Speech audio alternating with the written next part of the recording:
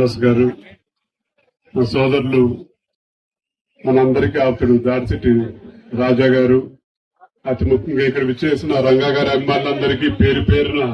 హృదయపూర్వకంగా నమస్కారాలు తెలియజేసుకుంటూ, ఎక్కడో కృష్ణా జిల్లాలో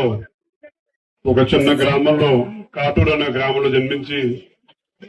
విజయవాడలో కేవలం 3-3.5 సంవత్సరాల పాటే శాసనసభ్యుల కింద చేసినా సరే ఈ ప్రాంతానికి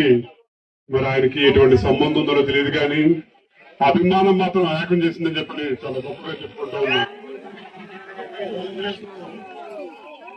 మన ఇంట్లో ఎవరన్నా మరణిస్తుంటే వాళ్ళ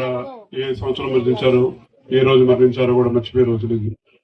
కానీ ఎప్పుడో 1988లో భౌతికంగా దూరమైనా సరే ప్రతి ఒక్కరి గుండెల్లో ఎల్లప్పటికీ ఒక స్థానం సంపాదించిన నాయకులు